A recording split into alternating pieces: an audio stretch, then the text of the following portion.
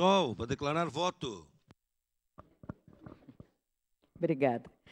Obrigada, presidente. Bom, é muito rápido o que eu quero dizer. Mais uma vez, agradecer a participação de vocês aqui, falar da importância desses dois projetos que a gente está discutindo hoje.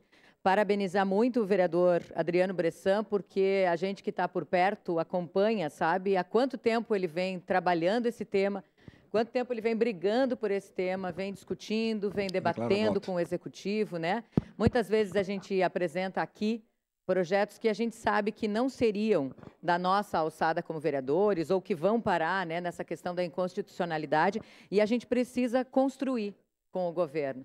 Então, que importante que foi isso, né, essa tarefa, essa missão que o vereador Bressan teve, e todos os dias, né, por várias vezes a gente conversava e ele dizia, mas aquele projeto, eu preciso que volte, eu preciso que entre, eu preciso que vocês discutam ele aí na comissão, brigando com o presidente, brigando com o pessoal, porque é uma causa que, é como a vereadora Gladys disse, ele conhece profundamente.